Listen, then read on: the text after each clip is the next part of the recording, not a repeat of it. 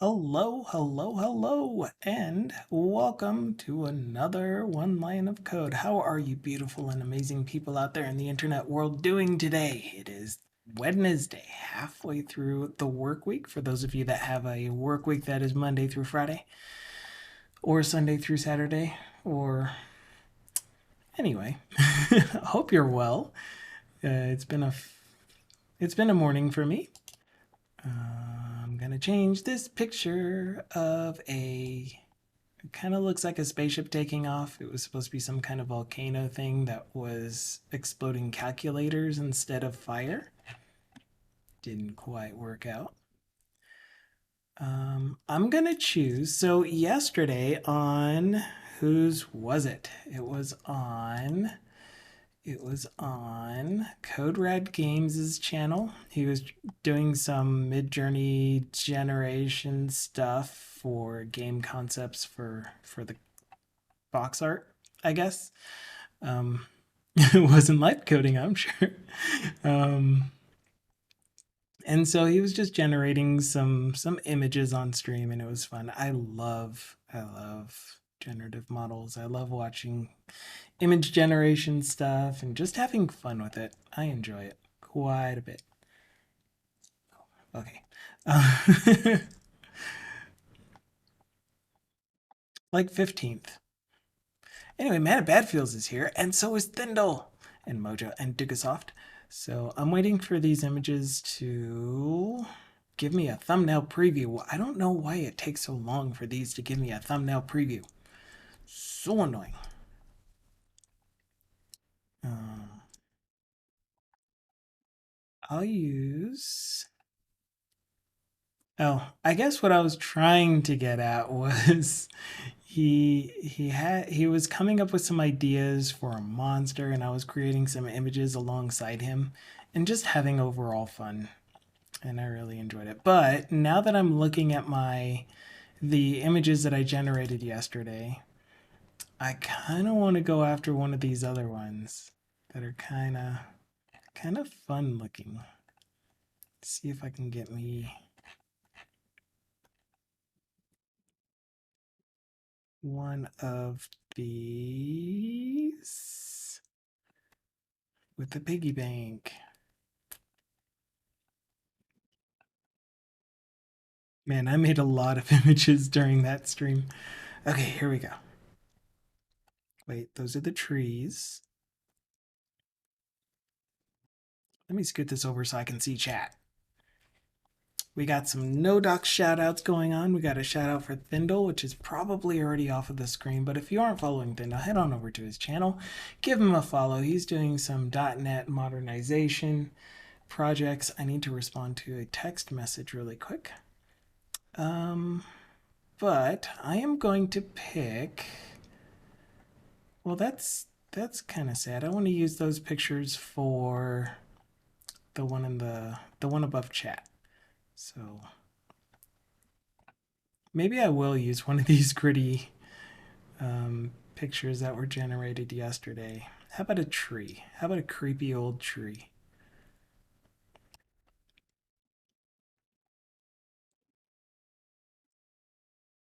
Is this one? Copy and pasta. Nice creepy old tree. It's my tree house. Don't worry too much. Everything is fine. And Latrina's here.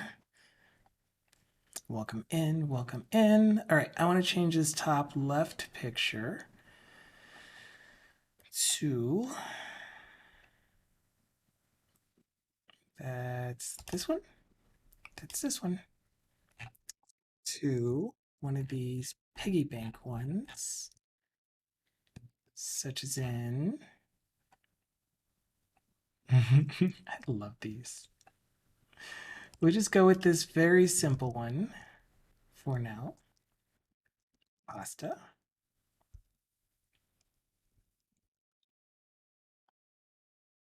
Oops. PNG. There we go. Nice little piggy bank up there. Okay. So, hi everyone, welcome. What we've been doing on this stream is working on a full stack .NET web development well, more than web development. I keep saying web development because I'm so used to it, but we're just doing an application where we're using Blazor for all of our UI stuff and various technologies for our application type. So, for example, we could have a WPF application, we could have Maui, we could have not MVC. The other one, Blazor server and Blazor WebAssembly. How did I get lost in that? So we are mostly working on putting the app together using the Blazor WebAssembly project type, just because I find it easier to iterate that way.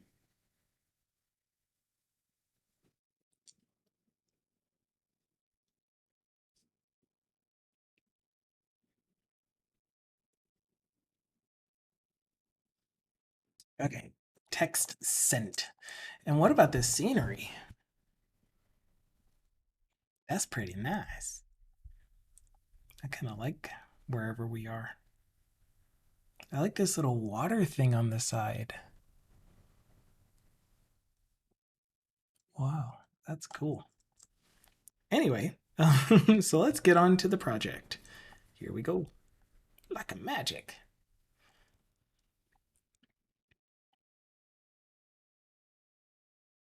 Water goes fast.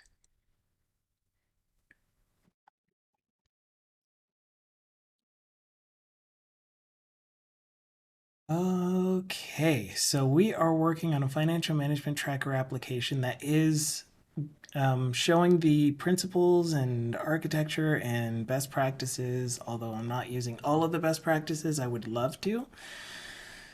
But you know how it is with hobby projects. You try to give your 100% and you end up getting about 60. But we are going to keep building it up and making it better. We're really close to being done with the current effort that we're working on, which is updating the ability to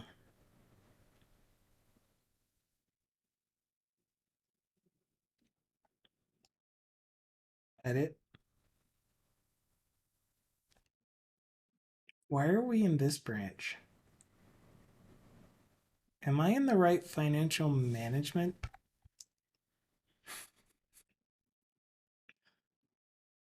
repo? I might not be in the right financial management repo.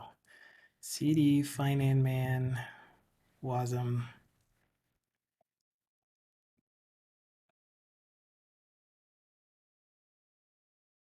Server. And Good VJ is here. Did I already say hello? Hello, Good VJ.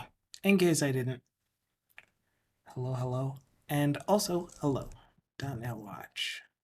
So supposedly we're working on fixing lookup list and deposit, which is a local branch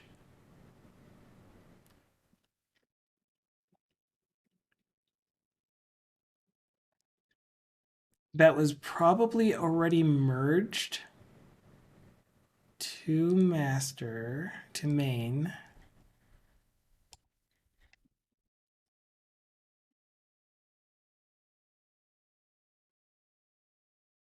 And what we've really been working on is adding this edit and delete transaction history. I'm confused. Does anyone know what happened? Did I not create a new branch for the effort that we're working on? Or what was that happened?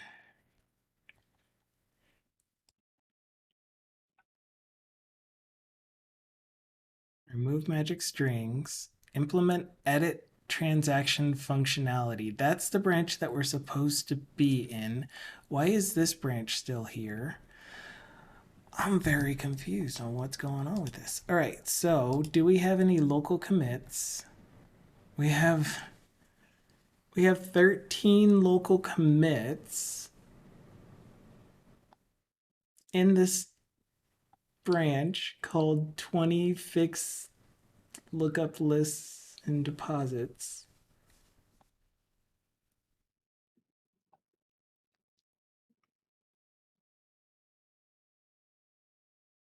What's going on? Oh my goodness, I'm confusing myself. Um, let's see if we can roll back to here.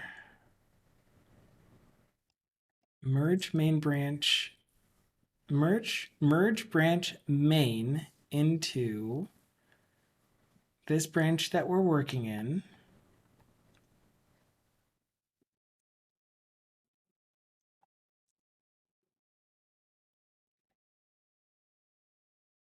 Added functionality from marking a transaction with the purge date. That's the delete functionality.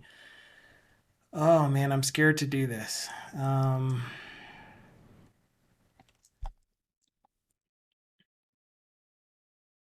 All I see is updated last month. Okay, here's what we're going to try. We're going to create an local copy of this project. One lion.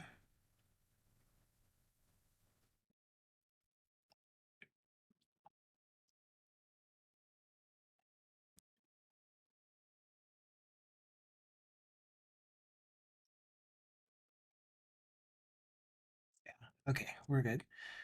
And I have a local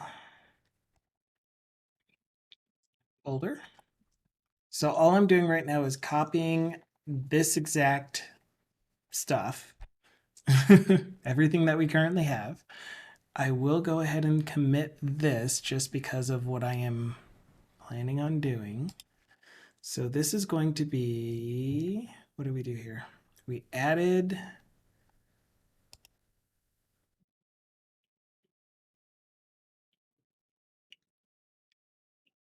payment detail rows. So split payment details line items into separate components.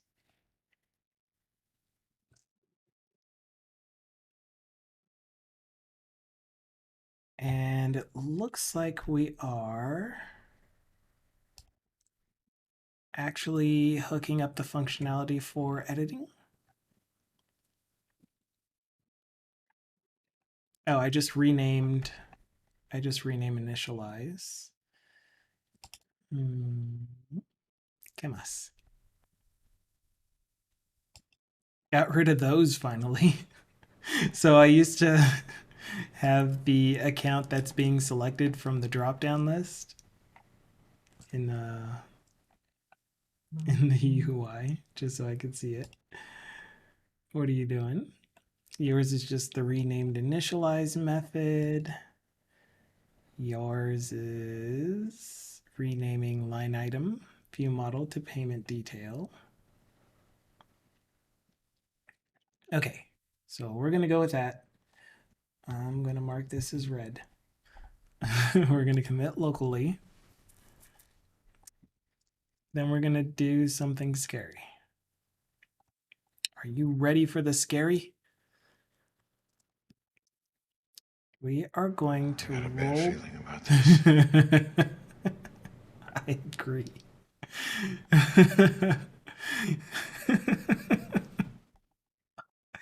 I love the scaredy cat face. All right, we're going to roll back to here. Or are we going to roll back to the actual merge? Why does this say I checked it in as... What? Whatever. We're going to roll back to the merge.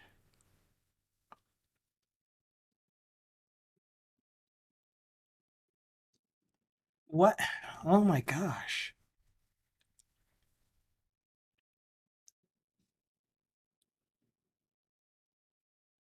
I'm so confused.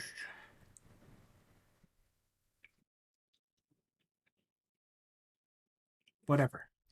Whatever. We're going to roll back to here. We're going to reset, keep changes. So what that does is it moves all of the changes that I made to that point into my history or into my current changes that I've made, which means we kind of lost all of our history by doing that. Then we're going to switch to main, bringing our changes with us. And no conflicts. Good. Then we're going to make sure that we are at latest main. Why so many messages suddenly?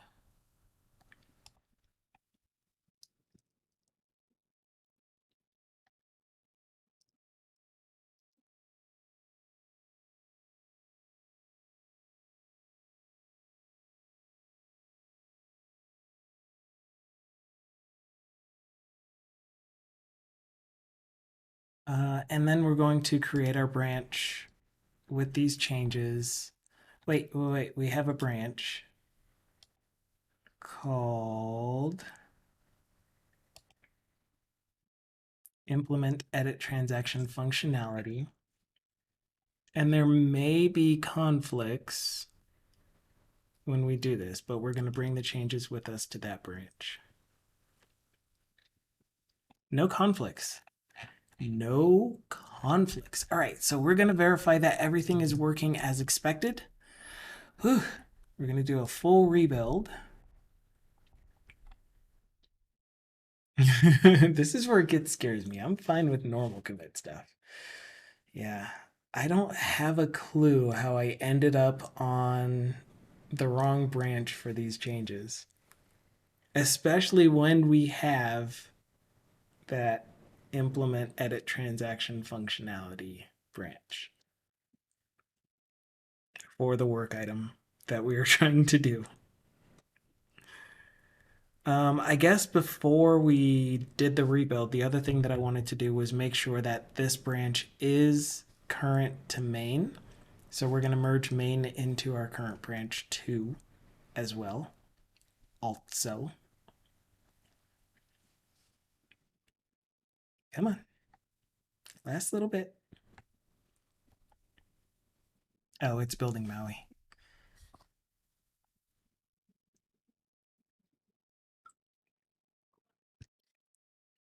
That'll take about 5 minutes.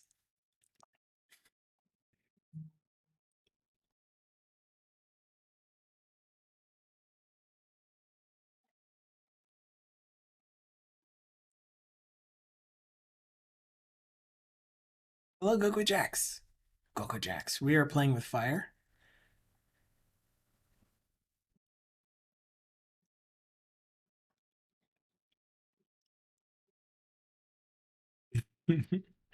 I hope you like fire. I do. Okay. I said we were going to make sure that this thing is updated from main. So let us merge main into our current branch. And it was already up to date. Good. So there were no changes in main that weren't already in this branch. Spamtastic. Implemented edit and delete functionality for transaction history rows. Started work on line items, payment details. So that is everything that we've done since that other one. So all we have to do now is run and make sure that all of the changes came through. Please say them did. Pretty please. Oh my guy.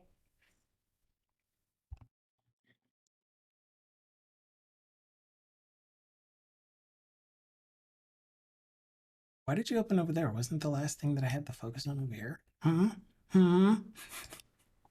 Obviously not. Okay, so this is a good sign. We have control buttons.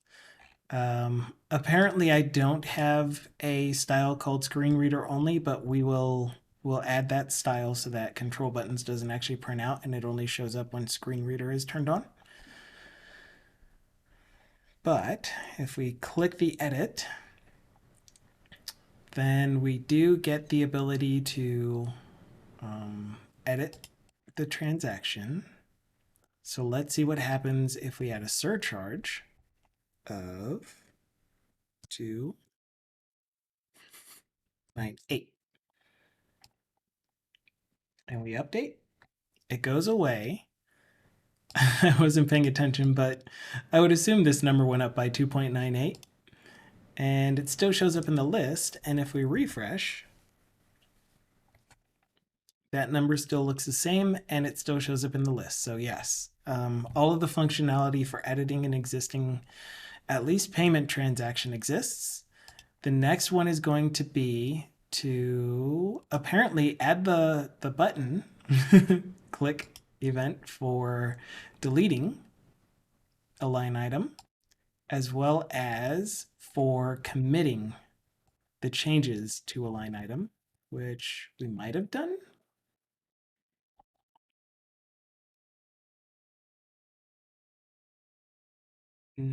Ooh, it might have updated, but it did not refresh the parent container.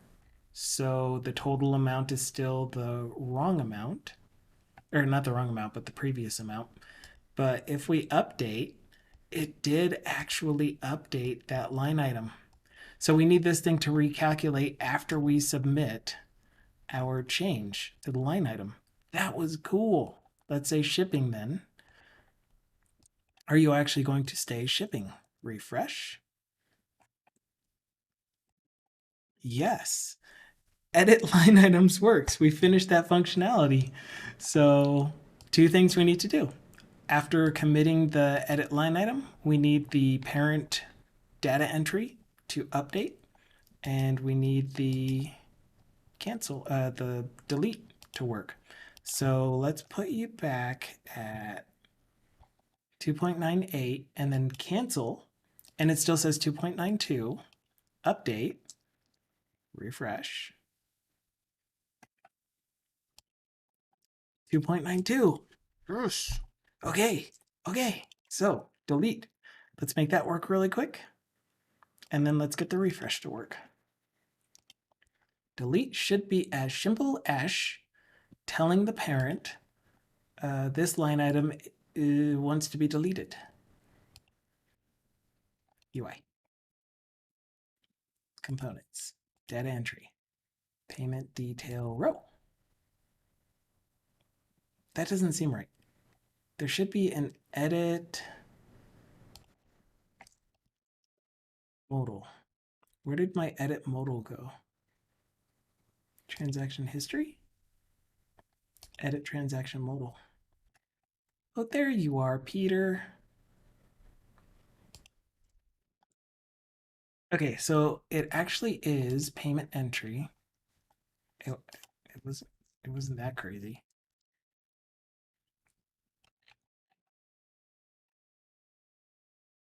And we do need the one for the payment detail row, which we had open. So we were in the right place. I think the one thing that's missing is for our payment entry in our, where are you marked as I don't recognize what you are?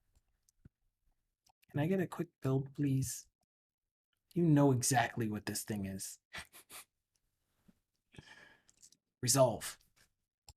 What? Then how is it printing it out if you don't know what this thing is?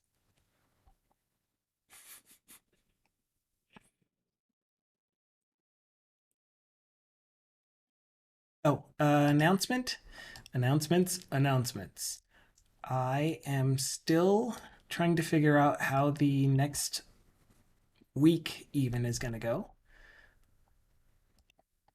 There are going to be some changes happening again for at least a little bit. We'll figure out what that means for the stream eventually, but I haven't seen any movement yet on the things that I'm waiting on.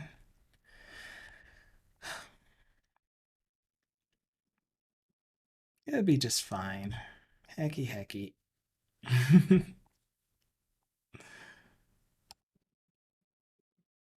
It's gonna be like my insides are all twisted. I just need it to be done. I need I need things to move, both inside and out. What?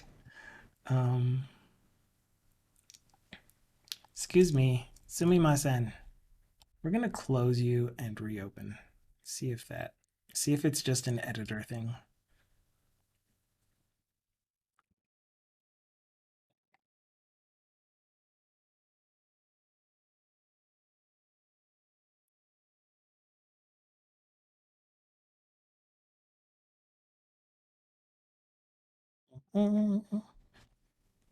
I need to turn the music up. I could barely hear it. I like to move it, move it. I like to move it, move it. I like to move it, move it. We like to tacos. Who knew it was a text to speech redeem when you do highlight my message? Then again, all of your messages are text to speech. Thugs wiggle.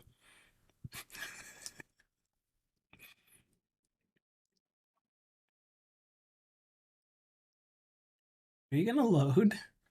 What is going on? What are you doing? Why is it gotta be so weird?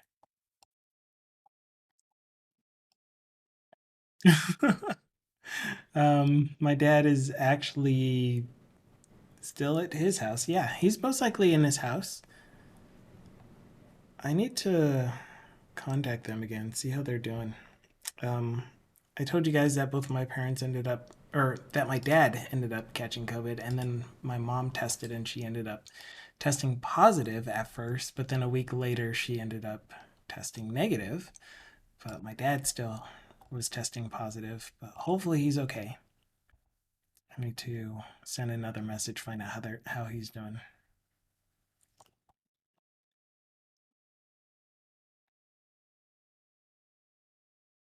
And the only reason that he caught it, at least that I'm aware of, that he caught it was because he had joined a church group and he was being more involved with it and was attending Bible studies and some training sessions for other things. And yeah.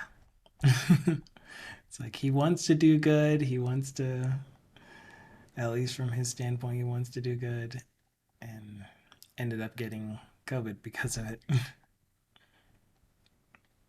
What in the world? Just load. I think there was something going on with my Visual Studio. It's kind of funny because yesterday in Thindle's stream, Jens was like, has anyone noticed lately that IntelliSense and the red squigglies and stuff has been slow lately? And I'm like, no, like I have a 50 something project solution and it seems to be pretty responsive. And now here I am just trying to load a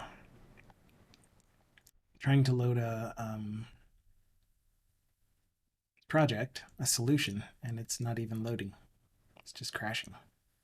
If the transaction history table has an advanced search controls, when will you when will you fill the search controls? On initialize, when loading transaction data, or on after render?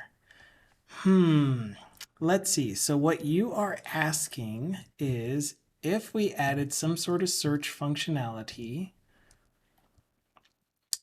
to this table down here, like let's say we had millions and billions of rows and we wanted to filter out certain records for date range or for a specific account. Well, a specific account is easy. You just click on one of those. Or for something that has a memo that has these words in it. So a search functionality for this table.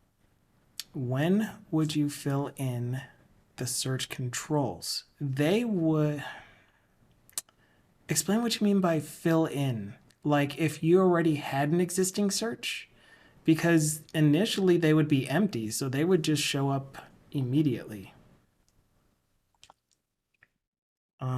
I guess the thing that would have would be for an advanced search would be the ability to pick an account from a drop down list. So that should already be loaded by the time you get to it. Yeah, that is what you're talking about. So that should already be loaded by the time you get to it. For example, here, filter, what I could do in the account column for filter is provide a combo box where you can select the account that you want to filter by, account or accounts. So that would be loaded on initialize with my lookup list state dot initialize async, which again would only run once. Oh my goodness, I got the hiccups. Run once for the entire application, and then that lookup list would be maintained anytime a change is made.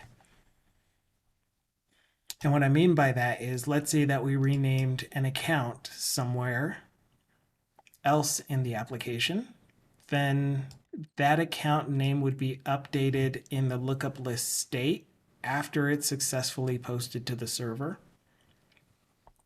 And if there were multiple people listening to the same page, then I could use something like Signal R to make sure that everyone gets the updated account name, and then it would just say, instead of needing to do a lookup list dot initialize every single time you load a new component, it just uses that one state. So short answer is on initialized is when I would load the values for the drop-down lists if I was doing some kind of advanced search that allows you to pick from existing. The memo stuff I would probably do as a type ahead. And so it wouldn't do any kind of lookups for that until you start typing. But even then, I might not even do a type ahead because that would just be freeform text. So it would be accounts and payees. This would be a date range picker. Amounts would just be probably another range picker.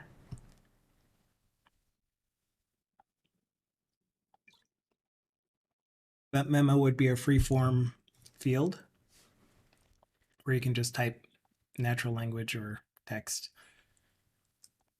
What would be cool is, and we might add this, I'm going to go ahead and open up my notepad so that I have it somewhere. We might add this if you're interested in it, because I am. Stream notes, stream ideas. We could add large language model, generative model, something for being able to ask this thing a question, and it would use your financial information that you've entered, and it would give you a response to that. An example question would be, how long would it take for me to save up blah with my current spending? So I want to save $150. How long would it take me to save up an extra $150 with my current spending habits? And then it gives us an answer.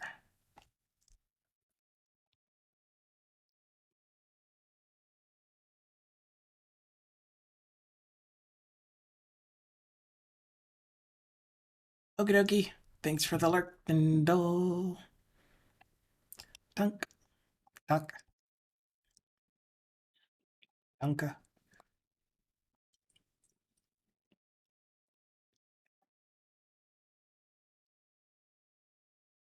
But yeah, that's a so questions like that. I'm not going to be able to pronounce that, but I know that it says you're welcome. You told me how to pronounce the A with the two dots over it, and I already forgot. Du owen voel kommen, vollkommen, vollkommen, something. I don't remember what the A with the two dots over it sounds like. And I remember it being a ooh ah or ooh sound. It's just the inflection that's wrong. So it's the right sound. Mojo says, I wish I knew .NET better. I have to add a feature that adds custom highlighting options to a spreadsheet, and I'm a bit lost. We currently have highlighting feature, but this new feature allows us to specify a different cell sheet. Velkommen-ish.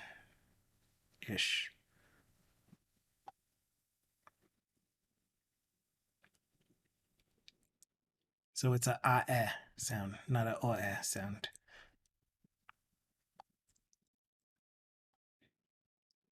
Okay, anyway, yeah. Do your thing. If you said that in Sweden, people would know what you're saying. Oh, cool. It's close enough that people would know. That's cool. But yeah, so you're not doing that with a macro? You're doing it with an actual .NET library that allows you to manipulate your spreadsheet? I think is what I'm getting from that. Oh, I sorted. I'm like, why are these all out of order? Okay, we need this delete button to work. So let's make that delete button to work. Oh, look, it actually knows payment details table. So it was an editor issue for that brief moment. So if Jens was here, I'd be able to tell them yes. Having issues with Visual Studio not quite giving us the right squigglies or resolving a component, for example, in this case.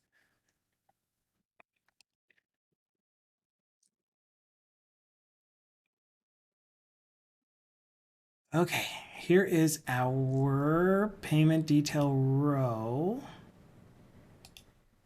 Oh, right. Handle delete, which right now we already have hooked up to tell the parent we want to delete this payment detail record. And so the parent record would be the payment details table. And so this needs a hookup on delete payment clicked. Handle delete payment detail, which is going to be a new method that we're writing. And I think I told you guys this story, but like when Blazor was first coming out and they were talking about you have this code block and you're defining these methods and then you're using those methods as handlers. You're using C# methods as handlers for HTML elements or custom components, which I didn't understand at the time, of course. I was like, there is no way that I'm going to be able to write code the way that Dan Roth writes it in his samples that he was showing in those early days, which is here is an element and we're going to have an on click and that method is going to be blah. And he doesn't create the method first before naming it up here like I just did with this on delete payment detail clicked. I didn't really see myself writing the name of the method first and then going to the code behind, or it would have been the code block at the time, and creating that method stub. I would have to have the method stub created first because otherwise it would just be wrong. Anyway, Copilot, thanks. I keep interrupting you. I'm sorry. And these are actually. Wait. Oh, line items. Maybe I want to rename that too. No, I want to keep them as line items.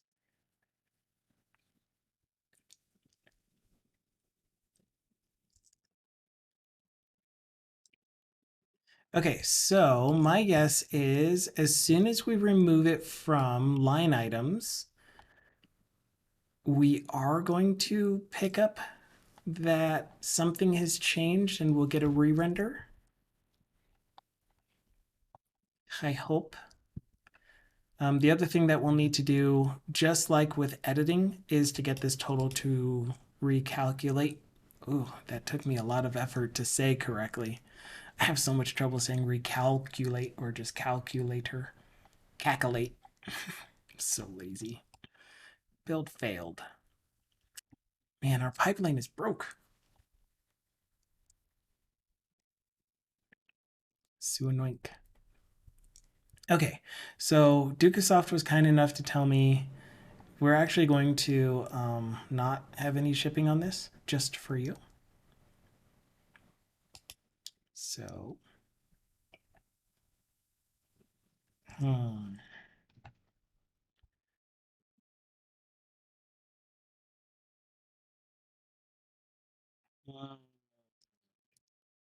Do you need to rebuild? Is that what's happening here? I think it might need to rebuild. Oh, right. We're not even running because I restarted Visual Studio. Oh, this kid.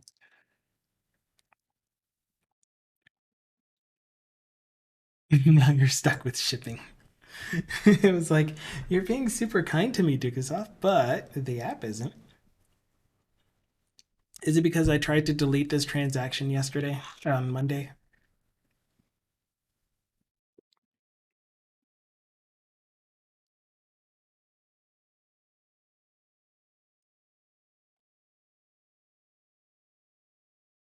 Okay. Yes. And this updated. And if we save, that says 2235.40. The line item is no longer there. And if we refresh, 2535 and 2235.40, and the line item is not there. I think we just did it.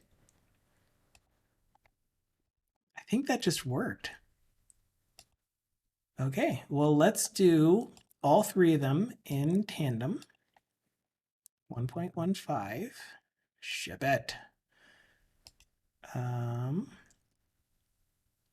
A fee. Oh, we can't do all three of them in tandem yet. We'll do all three of them in tandem in a minute. First, let's do some ads. Okay, so we got it added. So, right. Let's fix the edit first. We'll do the small commit for implemented delete payment detail. Ooh, what happens if you delete them all and hit update? We will test that. Remind me, please, after we get the edit to refresh the total price.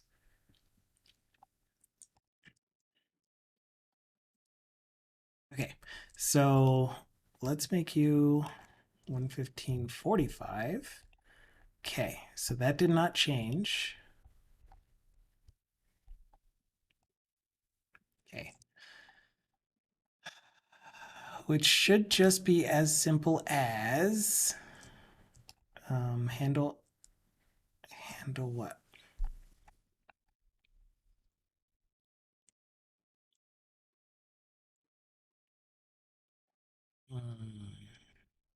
You need to be able to tell your parent that I updated.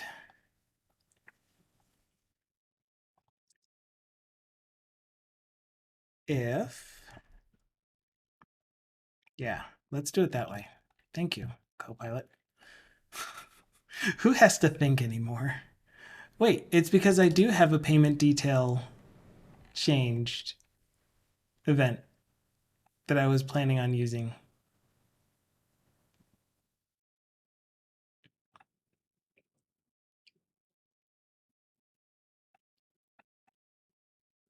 I have a payment detail changed event. Oh, because oh my gosh. So this is for two-way binding, as I've mentioned before, which is very confusing because my table is not binding that. Yes. All we should have to do is at bind it.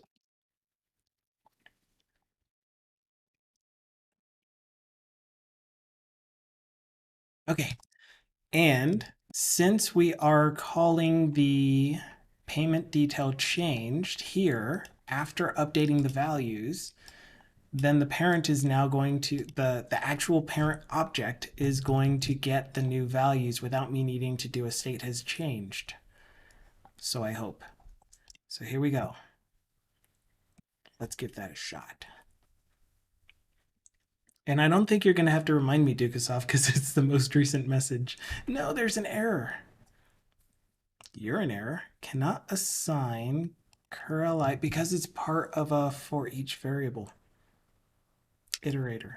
And we would be changing the collection value. How does one do that then?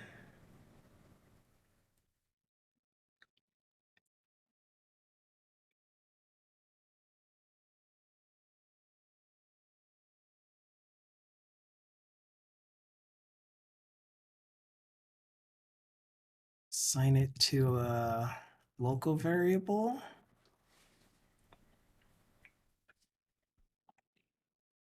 Oh no. Somehow that made me want to push Control Z. Really got to get rid of those warnings. Okay. Okay.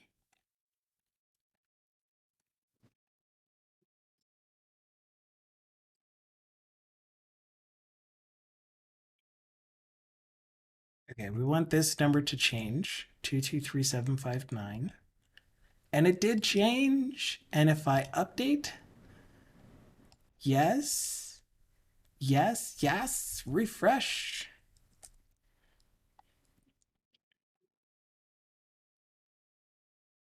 And it stayed. Okay, so now we're going to do all three possible actions.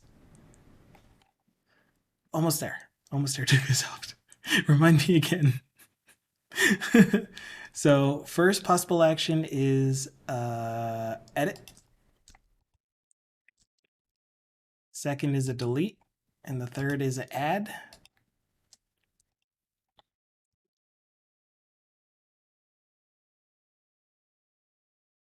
This number looks right. The edited values all look the same. Refresh. And they stuck. Okay, so doing all three in the same, what happens if I delete and re-add the same? Just changing it. Still looks good. Okay, so delete all three line items and then update. $0 or 0 monetary units. It doesn't break.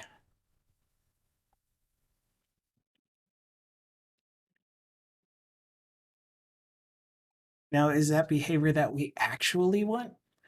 Do we want to not be able to submit if we don't have any line items? I think that's how it works for new transactions. For 10.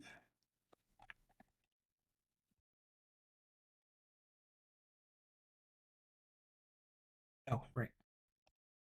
Select an account. No, it looks like it submitted without any payment details. So the way we can actually get it to do that is just by updating the, man, that was nice. I was able to just delete that. It could be worse than 0. We can update the validation for this model and tell it must have at least one payment detail, one line item. But for now, let's make sure that we are actually paying you the money that you are owed.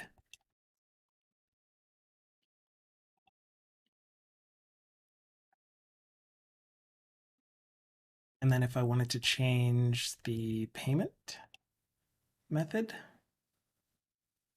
ooh.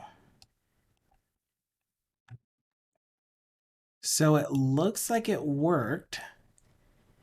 but this didn't update when I changed the payment method.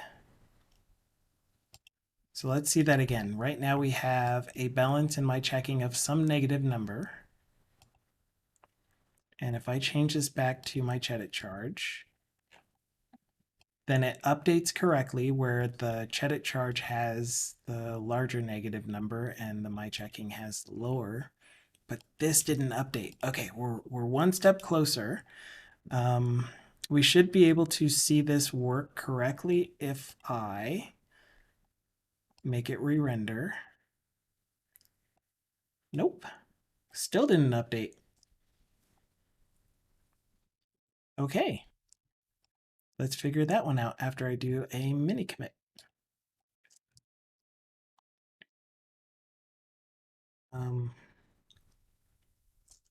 Refresh total after editing payment detail.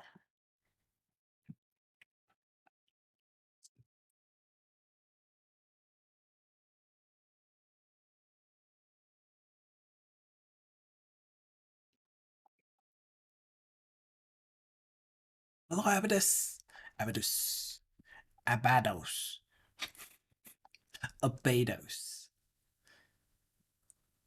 Come in for the positive vibes. Awesome. I'm here to provide. I'm. You will has. There's some positive vibes. They're all dancing too, holding hands and dancing. Heck yeah. Okay. So our current goal is to figure out why the account. Ooh, we should also check the transaction date. Why the account didn't update and possibly the transaction date. So let's change the transaction date to the 15th. That did update. And let's change the account again. And that didn't update. And I have a feeling it's because we aren't actually updating the account display text in the payment object.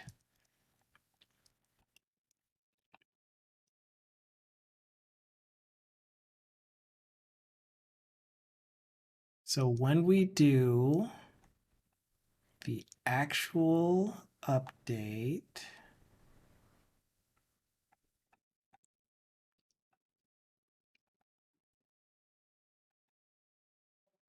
I'm going to need to name these better. Okay, so for the payment row, this is actually handle commit payment detail update. Yes. More descriptive.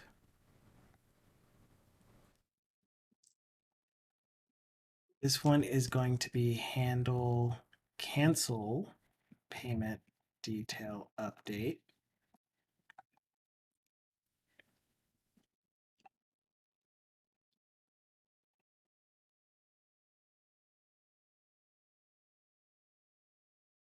Handle commit edit or handle edit.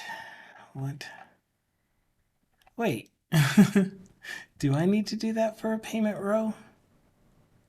I don't need to do that for a payment row. Those names are fine because those are specific to this row. Never mind. I thought I was in the table and I was getting confused between the save buttons for this table versus not the table. The save buttons for the edit modal versus the save buttons for the table. Okay. So I need to see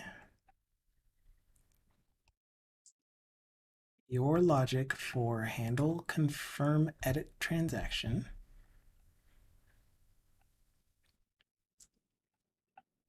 We are patching the transaction that we used, which part of this patch for a payment should be to update payment, should be to update the account name. But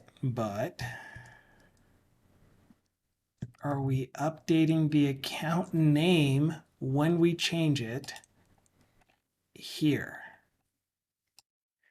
I don't think we are.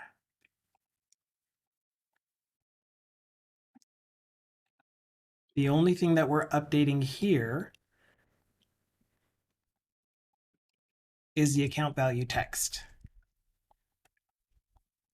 and not the account name. All right. So instead of binding on input, we're going to have value equal at edit payment account value text at,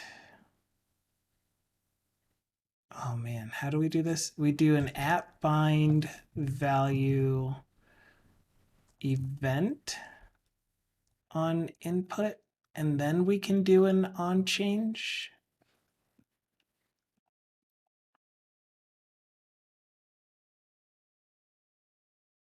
Handle account changed. Oh, is it just input?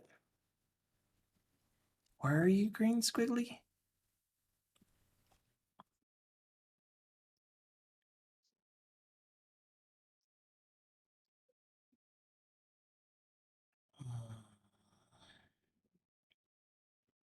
All right, we'll come back to that in 20 seconds. Private task this sender. Nope, nope, nope. This is not WPF. Oh my gosh. This is a change event args. I haven't done this for a little bit. Sorry.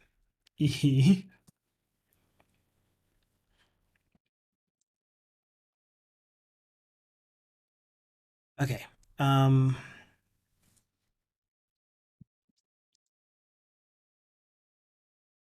So what we need to do is make sure that we have an account selected. We have an account value that we're getting. So if, actually, let's capture it first. Var account kind of ID equals, do you have an int try parse? No, that's the only suggestion you're giving me. Okay, int try parse e value to string defaulted to empty.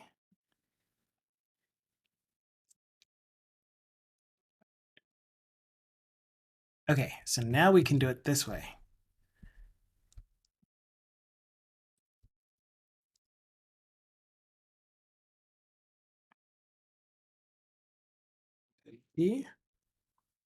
I've won an LG cord. Anyway, spam. We can put you here. So if we were able to successfully parse the account ID, then we want the account name to,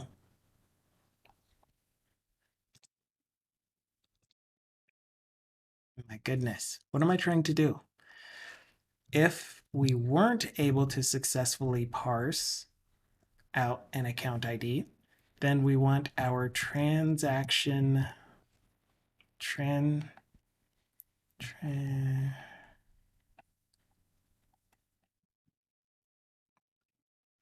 payment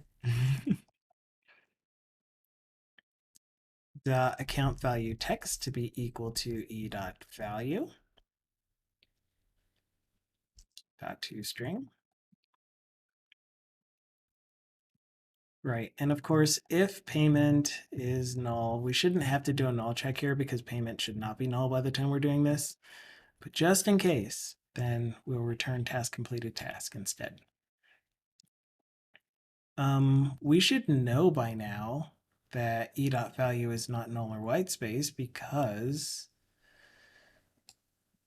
of this.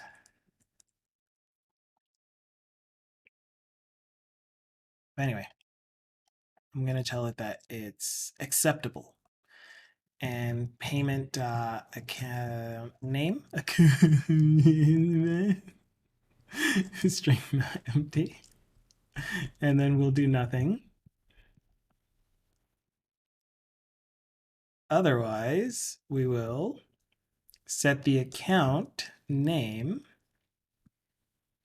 payment account name. Oh, I guess in all cases, no matter what, we're going to set payment account value equal to e dot value to string empty. So that's fine. Then we can just use it here instead.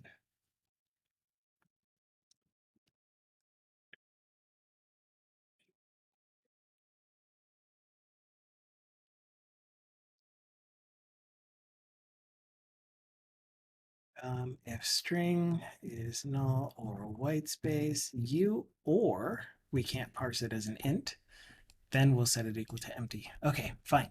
Good. Yes. What am I doing? Otherwise, we'll get the account name equal to accounts. Nope. We need our lookup list, which is called accounts, where we don't even need to parse it as a text, as a string.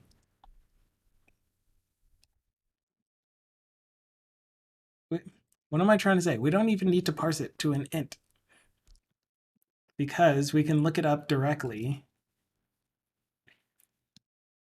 where the ID, isn't this a lookup list? Value text. Value text is what I'm looking for. So yes, it is a lookup list where the value text is equal to the payment account text now. And if it finds it, then we can set it equal to the display text. Otherwise, empty string. So we don't even need this.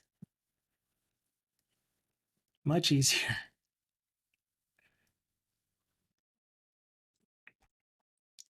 Okay, I think this will fix it so that when we change the account for a given transaction, it will also update the displayed account name. It didn't.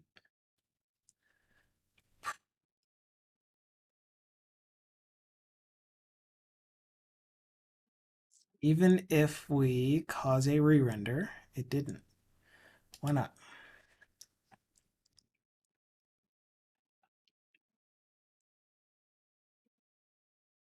Because this is the edit payment that we need to.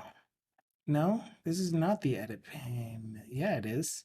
It's the edit payment that we need to modify, not the parent payment.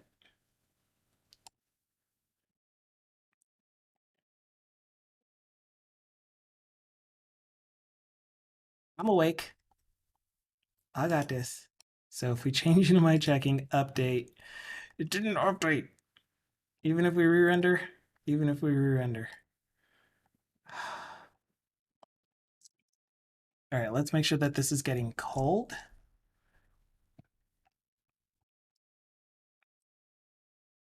Edit payment cannot be null. So you're fine. And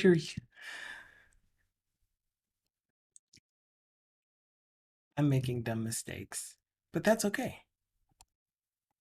We are allowed to make mistakes. All right, so right now we have my credit charge as the payment method for this transaction.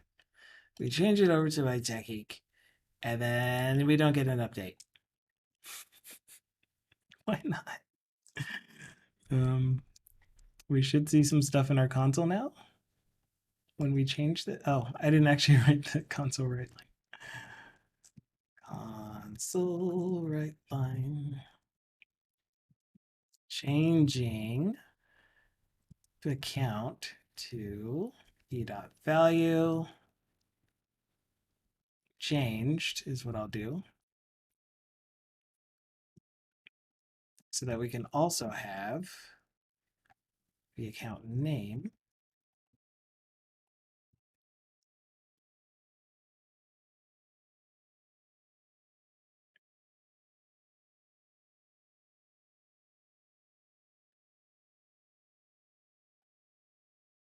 Do do do do do do do do. It didn't. It didn't actually call that method.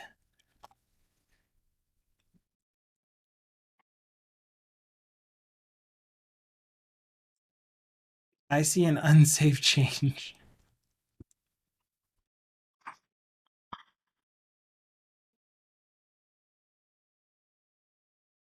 Okay.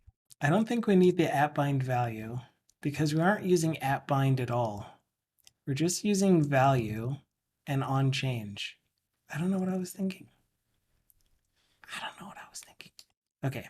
So if those code changes did apply without being a rude edit, we have an error. We have a value expression.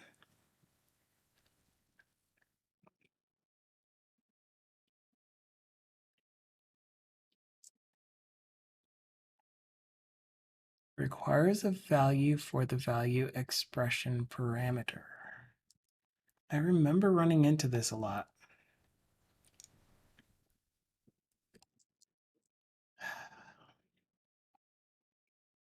Maybe we try it like this. Is that a valid value expression? A function of t value? Is it because you don't know what t value is? You can't infer that, oh, it's probably because it's a nullable string.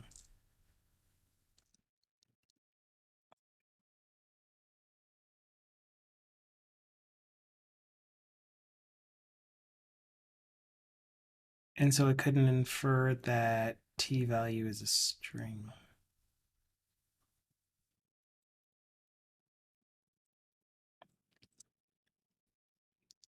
An expression that is a function of t value, arguments for method cannot be inferred. Yeah, so what happens if we do t value is a string?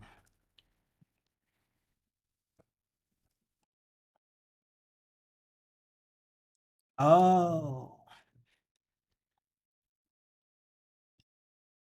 no arguments taken. No arguments here. Okay.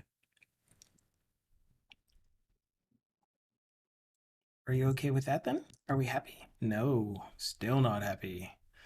Provided expression contains a member accessor of an object. Yes. Provided expression contains a simple binary expression which is not supported.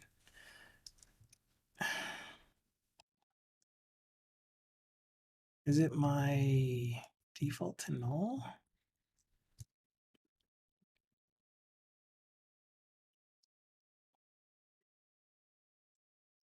That was just a hot reload. What? What? I seem to have left the chat room and came back.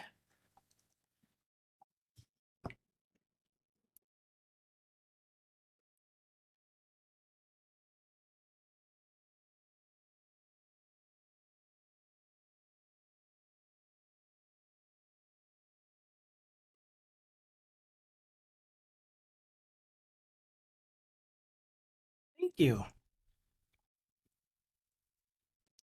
All right. So no, it doesn't like this at all. This is why I don't like using input selects, because I don't understand them. Yeah, I would really like to set the value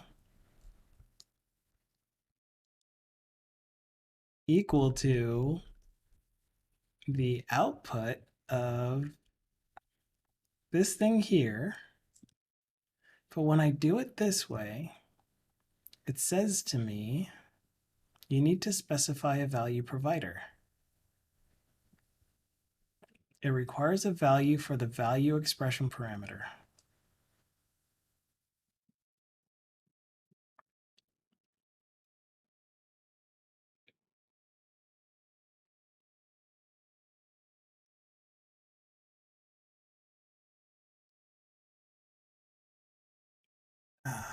Blazor input text, input select value on. Does it have its own change? You know what? What if I use value changed?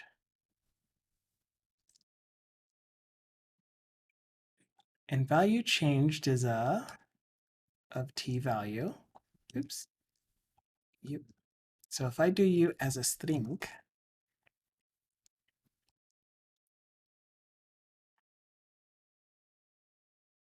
a nullable string, because t value should be a nullable string.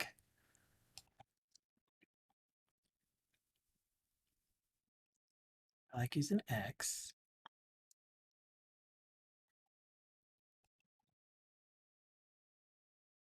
Count ID. Strings are the best. All right, it doesn't like that. Why don't you like that? Because it doesn't like nullable string. So it must be a string. String. You still unhappy. Oh, wait, what?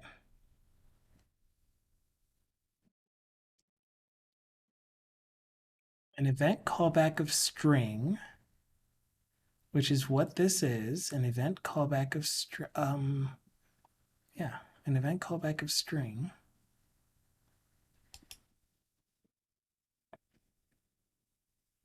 Which means that it takes a string parameter, strings. Goku Jack says, I have another question about the advanced search. Do you recommend to create it as a component? Absolutely yes. 100% yes. No question about it. Should be its own component, even if you are including it with the table only. If that's the only place it's ever used, it should still be its own component. And that way you keep that table component nice and clean where it's only the table itself, and then you have data rows for each of your rows. So your overall table itself could be the outside structure of the table to include what it looks like with an empty row, but you could also make an empty row its own component. But you could have, if you wanted to go that far, you could have your table have a header that's a separate component, but since mine isn't changing at all, mine doesn't have any dynamic data, then I'm not, except that I probably could if I was going to put a header row, for example. Not a header row, a header cell that has all of the lookup stuff. Always ask questions, absolutely. So here's an example of when I would make the headers their own components. So this transaction history grid, each header, so hard to find. Oh, it's right here. Each header has this thing where you can filter on it. And so the header itself really should be its own component.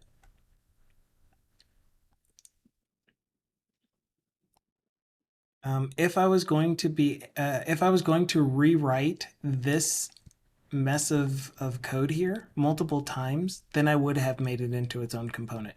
But since it's just in a loop and I'm only needing to update it in one place, then I didn't put it in its own component.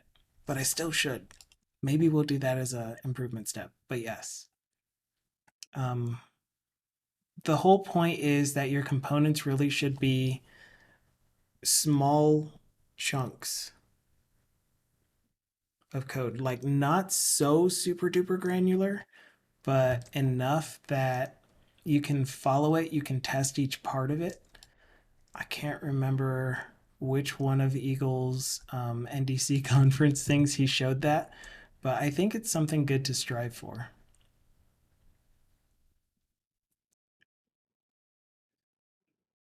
Why are you acting like this handler is not what you want? It is what you want, man.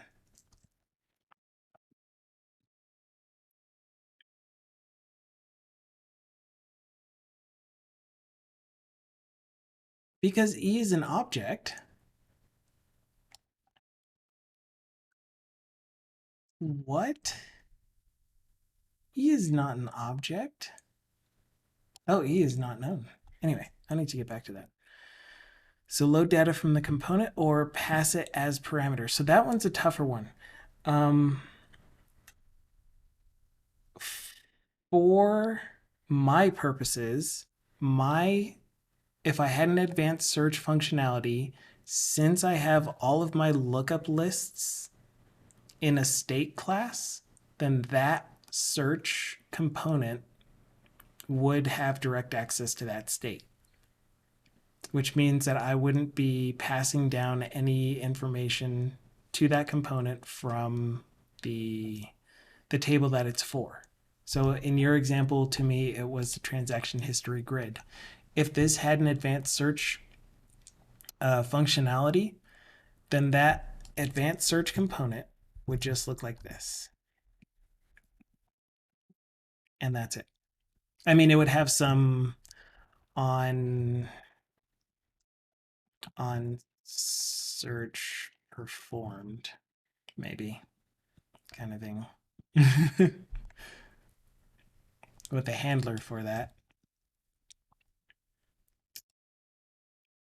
But since all of my lookup lists are in lookup state, then the advanced search component itself would use those lists from state.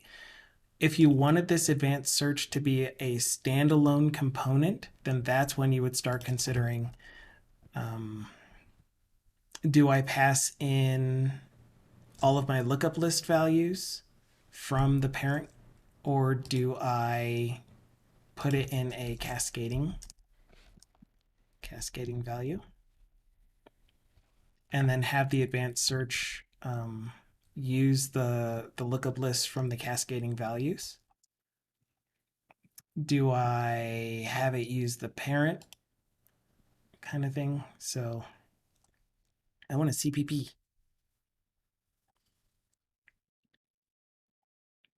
also written as C flat. So for me, again, my short answer is I would have it use my state, since the advanced search component would be specific to this application and wouldn't be reusable in other applications.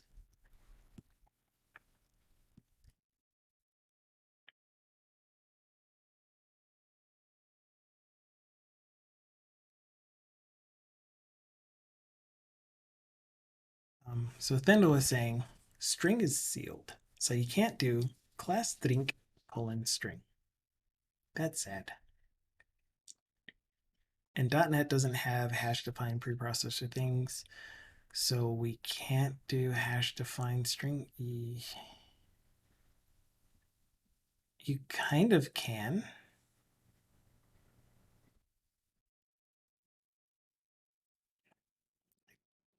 Yeah, you kind of can. But hello, DC Aggie.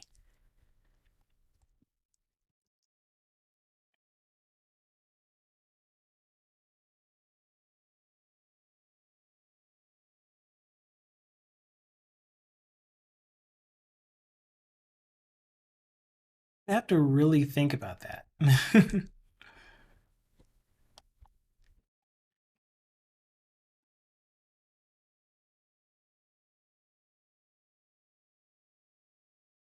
Okay, so this thing is saying that this is supposed to be an object.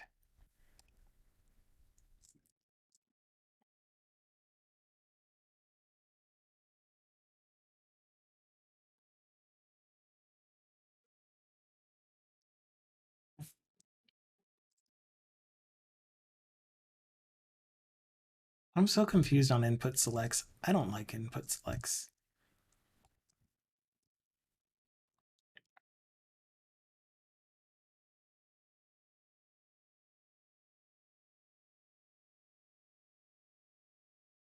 I usually like having a clear.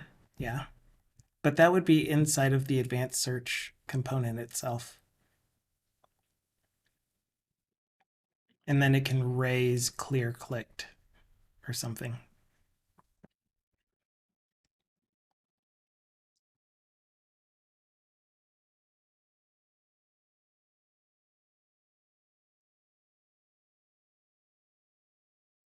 Wasn't there a new, oh, is that .NET 8? Isn't there a new feature on input selects that allows you to use app bind value? And I think I saw it when I was starting to do this, but app bind value after. What to do after the value binds.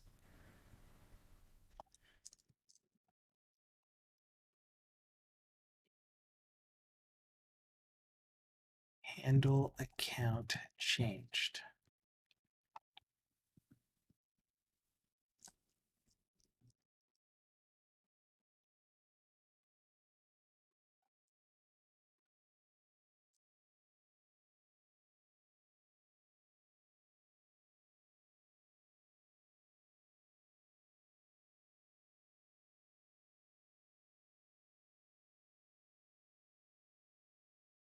No, you can't write that. No parameters, maybe?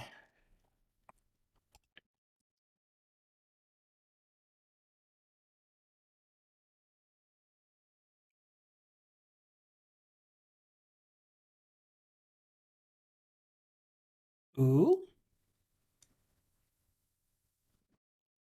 why doesn't this look like it's a method though? I mean, it's compiling, it's building, it's refreshing, it's crashing.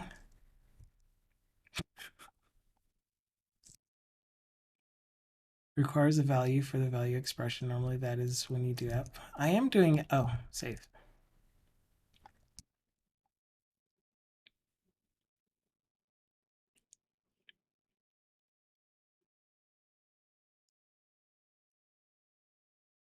No errors.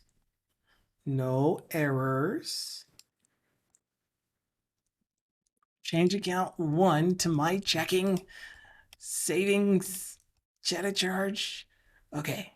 Okay. Does that mean that this works now? Savings. Update. Okay, so we learned something new about the latest input select, where you can have this colon after. I don't know what these are called. I don't know what the actual term for what you put after these at bind things. Subdate works. Wait, what? But anyway, you can have a colon after, and you use just a regular method with no parameters, at least in this case, for what to do after the bind value happens. So you can still use that bind value and perform some after steps after the value is binded. And for me, those after steps are to update the account name property of my edit payment object based off of the selected account text. Awesome. So that now reflects in our transaction history table. Do you have an autocomplete component? I do. I don't know that it's all that great, but it is called the type ahead, and that's the general term for them. They're called type aheads. GitHub Blazor component library. And so it is this component here called type ahead. It's kind of messy. I didn't know a better way of doing it because for my type ahead, because I want it to be highly customizable and highly versatile, you can either specify a data source, which is just an IEnumerable that will be where you get your lookup items from, or you can define a data source that is a database connection or static list, or you can have a loader, which is a method that you use to load your stuff. And then you can have a whole bunch of different places where you can try the event on try autocomplete, on drop down visible, changed, whether or not to limit it to the list, and then what happens if it's not in the list. And yeah, so there's a whole bunch of stuff in here that I tried to make it so that this type of head list is it can do anything. If you want to see it in action, you can go to one line get.io, Blazor component library, type head. And so this is what it currently looks like. And so you can see that it has this kind of debounce where as I'm typing, it isn't really updating until I stop typing for about 200 milliseconds.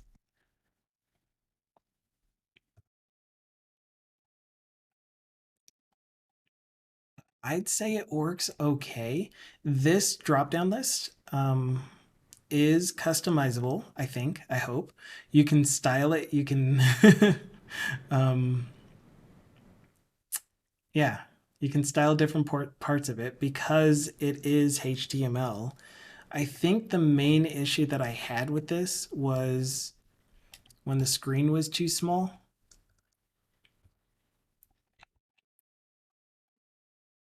Oh, and it sits on top, just like every other input field. Um, when the screen is too small, it doesn't automatically like float over. And like actual combo boxes, what they do is they go outside of the window too. So if I put any other select list here, whoa, Apocalypse is here. Someone else was trying to use your theme music. That's why I got confused for a second. Oh man. My heart, I can't take it.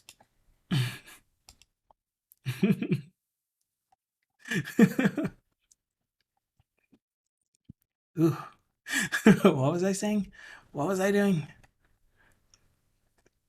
Why are you in a drag and drop anyway? You should only be the type ahead.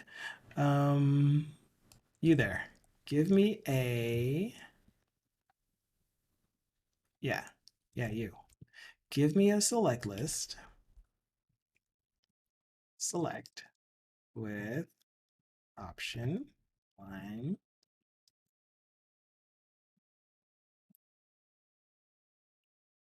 2.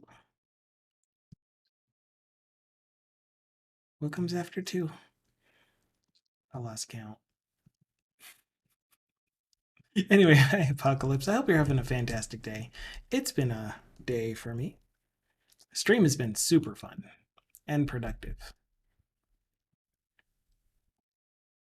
Oh gosh. Otra vez.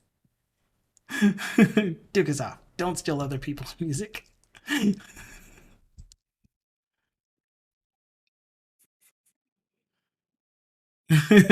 Second time scared me, says evidence. Yeah, because like maybe the first time it's funny. I don't know. I would too download a car. What? What? Someone else's chat maybe? So what I'm trying to get at is normal combo boxes and drop down lists go outside of the browser. They're allowed to go outside of the browser. They also shift themselves based on where they are compared to the edges of the window. But if you make a purely HTML combo box, then you probably would have to do some special magic to.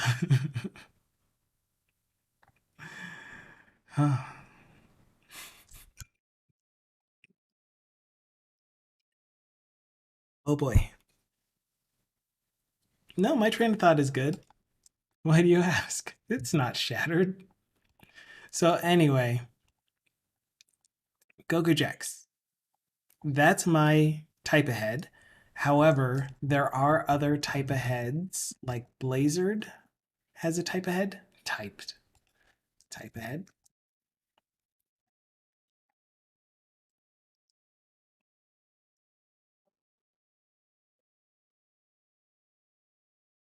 That's probably implemented a lot better than mine.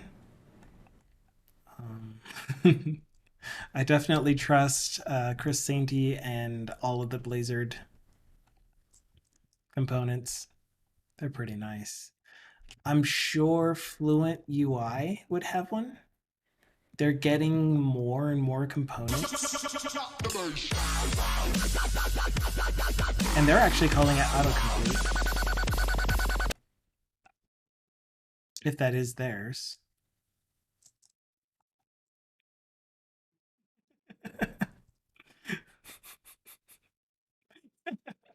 They're all dancing.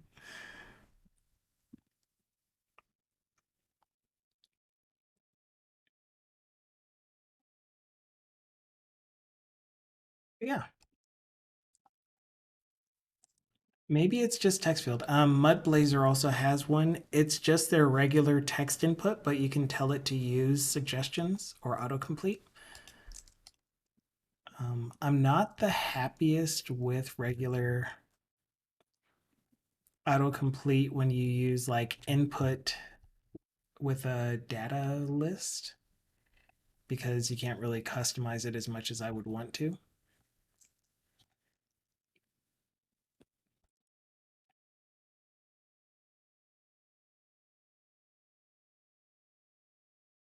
Yeah, it's weird that autocomplete postal, unless it's really this thing here that it means for autocomplete. I don't know. But it didn't look like a type ahead. So maybe Fluent UI doesn't yet.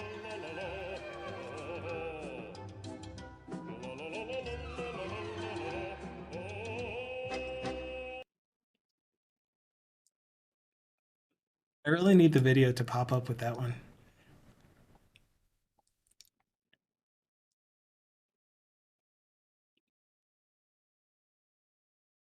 Ubisoft's being a troll.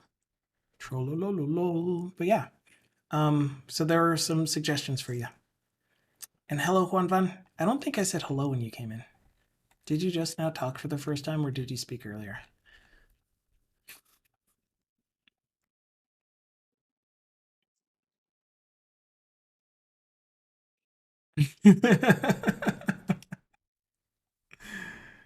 But yeah, I think we are done with all of our edit and delete transaction functionality.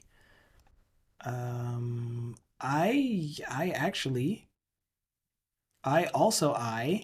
am forgetting that this here might be a thing. Yep. Okay. Um, we need to do the same thing that we did with the input box on the other two transaction types. So what do? We added a at bind value after. And what I'm gonna do, since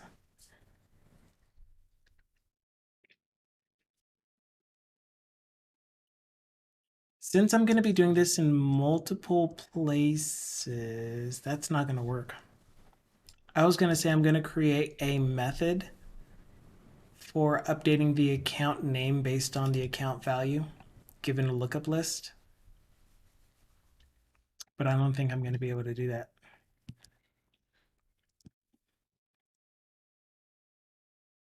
Is there an easy way for me to do this in line? Not really. So I'm just going to manually do it for now, and then we'll come up with some approaches for doing it better, doing it more better.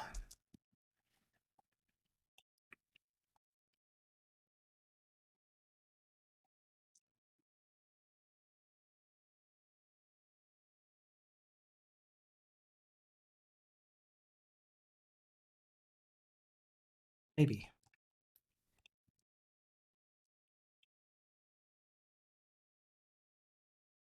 I was gonna say I can do it here instead.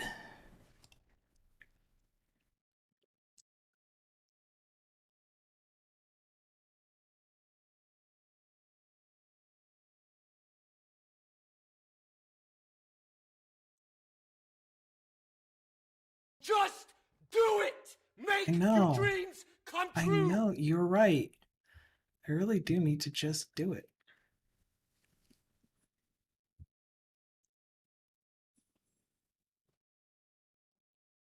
It's okay, Shia. We're working our hardest. We're doing our best.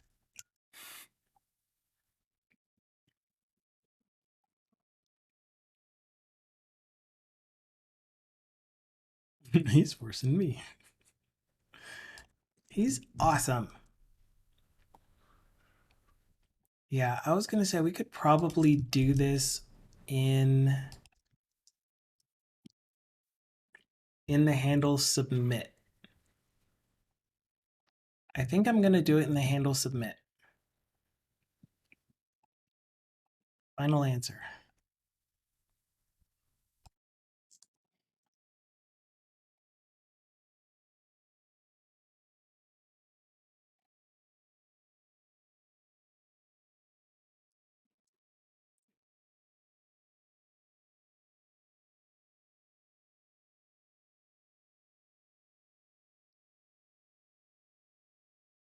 Ooh,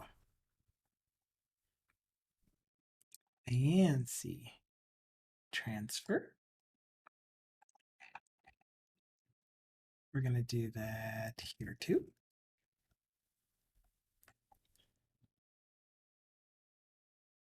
Excuse me. Whoa, it froze when I did that. It was angry at that.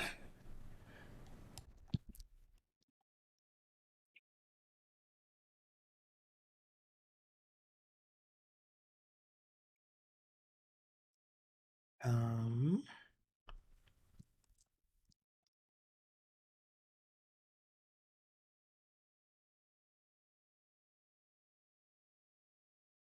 that's target account. We need the from account, source account. What do I call it? Source account, obviously. And then target account.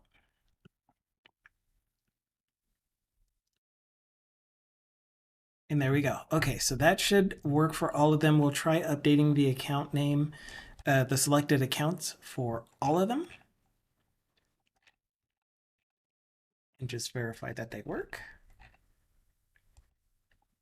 So this is a transfer, and we're going to transfer from savings to checking instead. That did not update.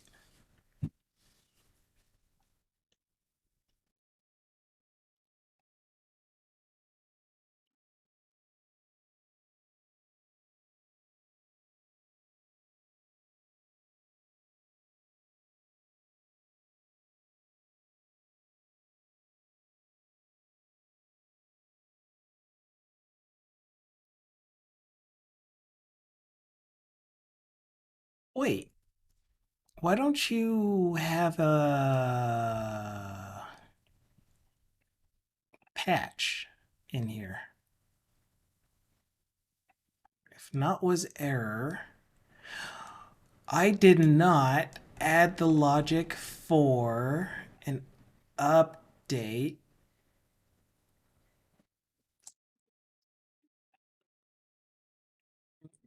What? I'm, huh?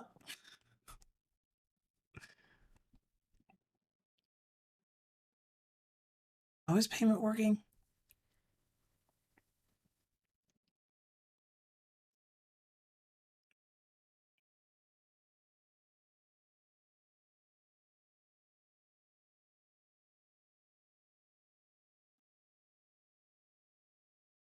Oh. The edit has its own submit. Oh. Oh no. This would be a reason why I should prefer to put it on the actual combo box. because now what I might can do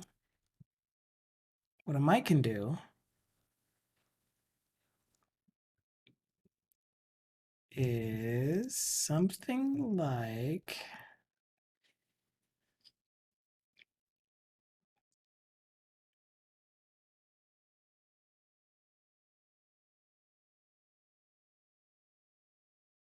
oh man.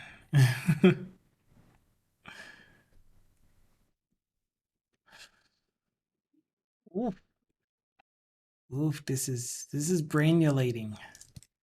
Man, man. I was gonna say in my I transaction, I can have a method for updating account names. So I transaction data entry view model can have a void update account names.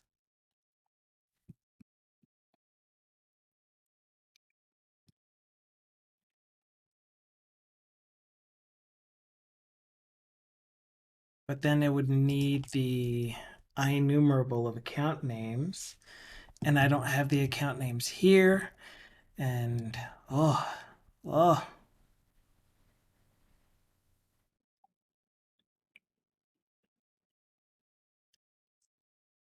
think I want it still.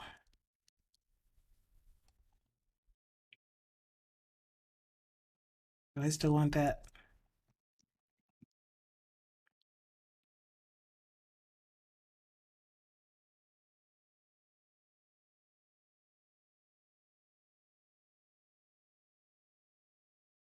I don't know why I put an underscore there. Do I want that? Does anyone know if I want that?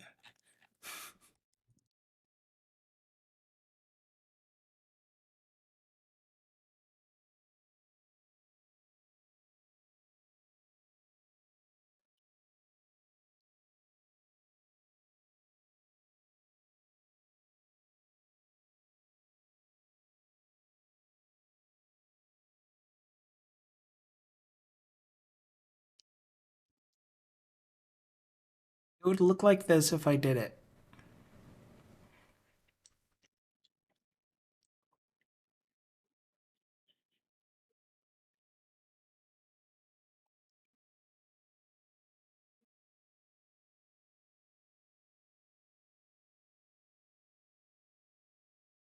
I'm just going to go with it. Since we're running out of time, we only have 10 minutes. I'm just going to do that. We're going to roll with that. I'll fix that in a sec. Oh, should be easy. Just target account. And basta. And you are source target. I mean source account, and you are target. Target.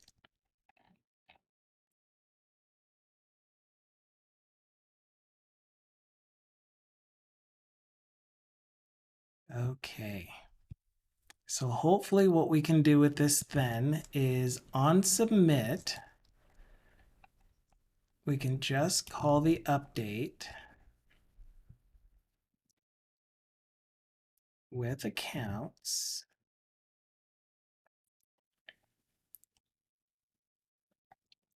We'll fix that one in a second. Accounts doesn't exist there yet, but we'll make it exist.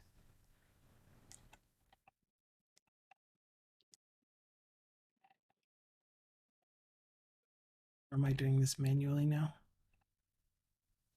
This one. Update accounts.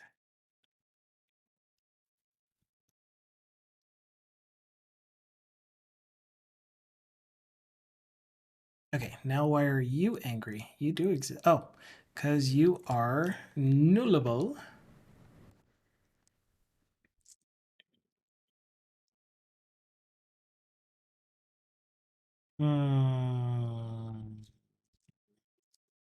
I'll just do it like this. Because lazy. we'll do it for transfer.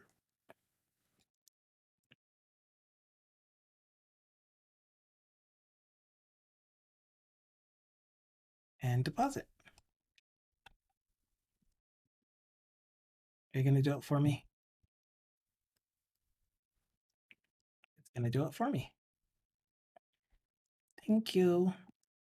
Okay, so the last piece of this is to put the accounts lookup list in our edit modal. And we can ease. I should just quit for the day.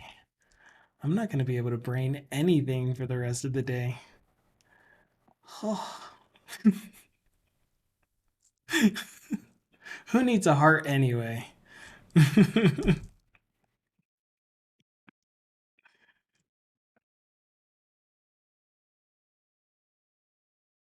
No, this is not what I want. But thanks for the offer. The thing that I would like is um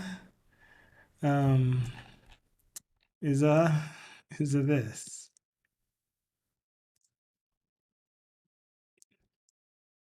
Um look up list date. Look up list date. Oh. Oh. I would like a lookup list date. That's it. That's all I want. I just want to look up list date. Can I have a lookup list date? And payment. Account. Initialize. And account.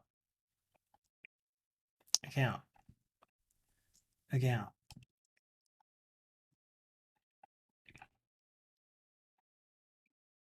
And now you need to be async. Oh, does anyone know if there are things that the base on initialize async does that I would be missing out on since I keep removing it? I would assume that base on initialize async is empty, unlike set parameters. But I don't know that for sure. Like if this was a component that was inheriting from another component, then maybe, yeah. But I don't think it is. I don't think we need this. Looks like it's not used. Ooh.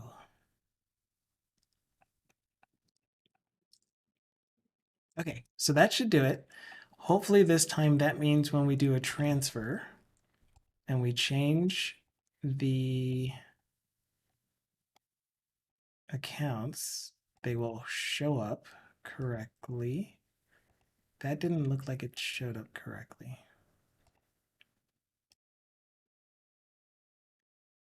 Um,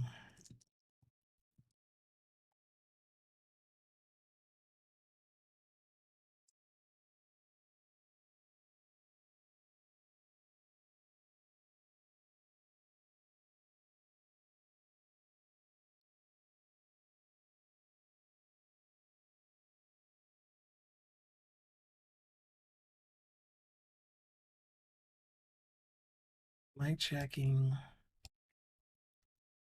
Yeah, it's not updating and I don't know why.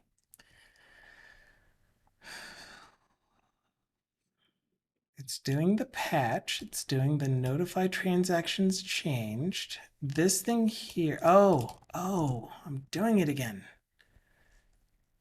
We are working with the edit transaction, not with the actual transaction itself. That should do it. I was going to say, we'll have to wait for next time to fix this. Okay, so we are on savings. We changed you to checking. That still didn't update. What? ¿Por qué no?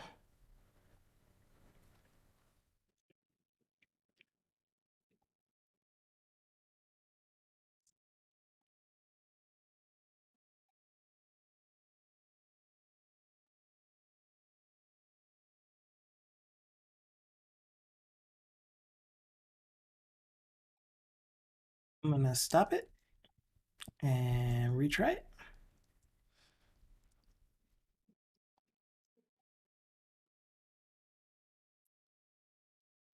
Windows tool. Chord 0. Cordless vacuum. I am the winner. No, no, no. No. Okay, we're back. We got to this. We're going to try to edit this transfer so that it comes from savings and goes to checking. It did something. Not quite what we wanted, but it did a thing. Yeah, that's no good.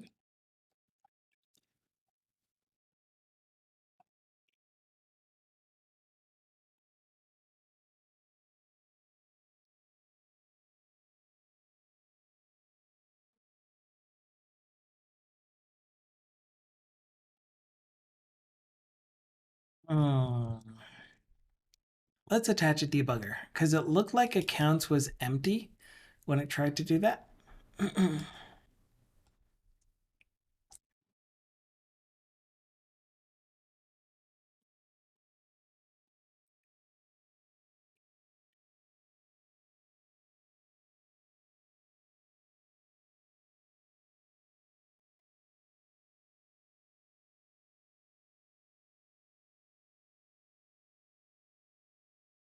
I was all waiting for it to load. Okay, we don't need this. You are okay.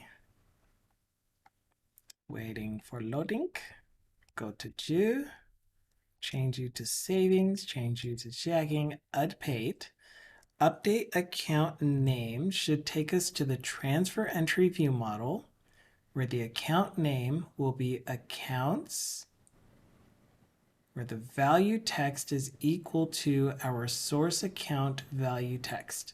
So value text for this one is the string 1, the string 2, and the string 3. Source account value text is 2, which means that we should get an account name. But we're getting an exception.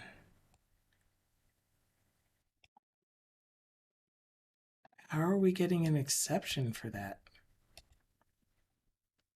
Because accounts is going away. No, it's not. No, that's not an exception. I pushed F11. Whoops. I meant to push F10. We have an account name of my savings. And we have a target account of my checking. And so it works. And then we're updating with our current response. And our edit transaction dot target account name is my checking, regular account name is my savings. So when we patch, we should get an account name of my savings and a target account of my checking. And then we notify transaction status change.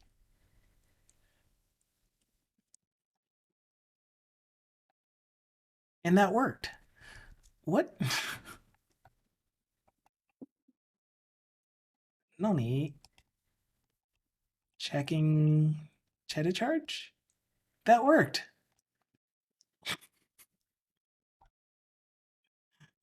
Give me a deposit.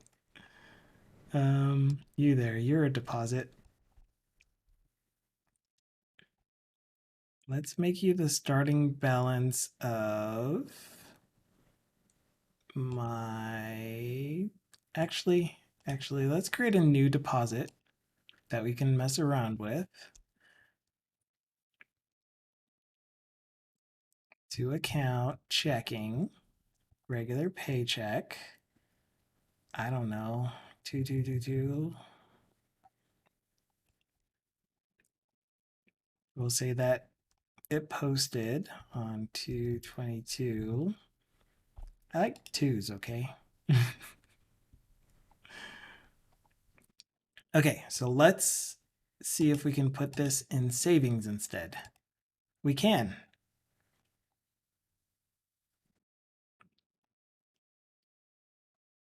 But why didn't it update up here? Oh my goodness.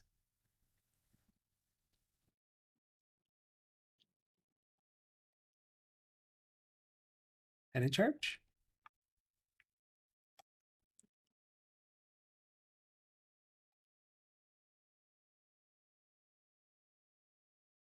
Okay, so there's still a few update issues, but at least the transaction history table is updating when we change the account name. But the account summary is not updating after we do an edit, which is weird because it should, once we do this transaction state, notify transaction changes.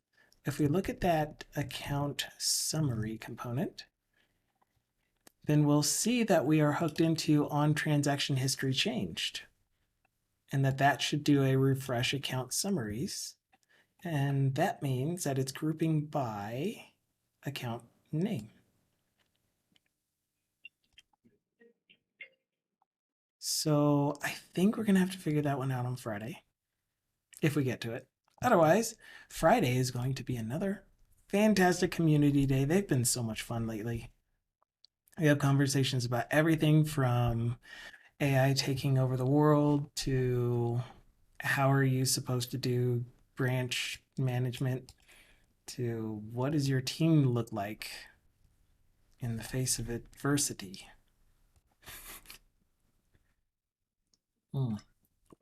One person I hope to get on our community day someday is a guy named Jesse Weigel. He is very cool, very down to earth, but he's gone through some things, and I would love if he could just hang out with us and talk about those things, because many of us have, and we don't put enough attention on it, in my opinion,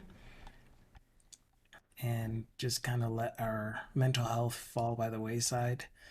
But he's come through it, and I would love him to share his story here for everyone. But for now, I'm going to go ahead and move to this screen. I've been watching Red Cabin Games all day that he's been streaming.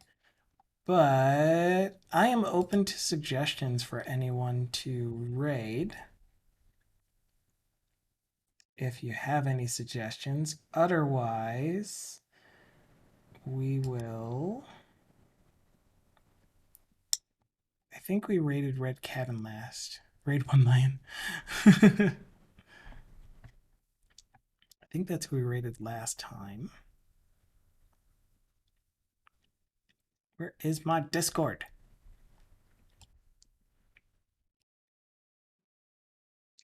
Live streams. The last person that we raided was Red Cabin Games. Yeah.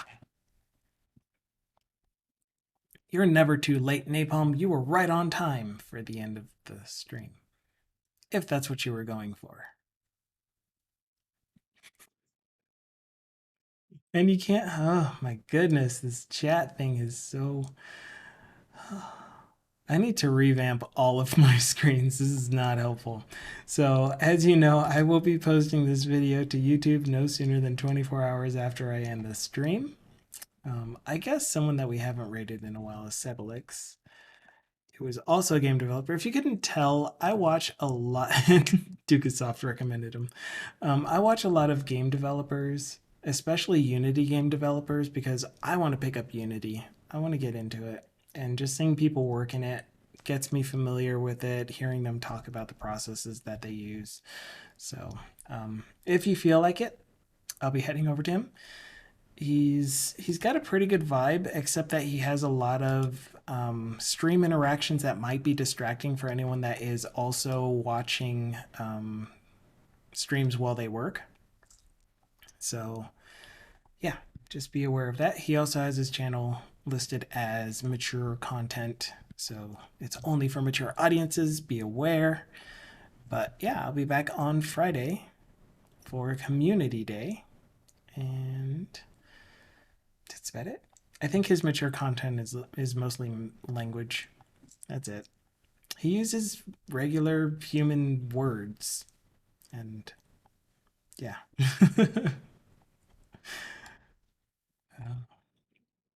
I don't find that offensive personally, but just in case you do, then be aware. But anyway, that's it for me. I'll see you guys on Friday, whoever shows up. And if I don't see you then, I hope you have a fantastic weekend and enjoy your time until the next time I see you. Ciao for now.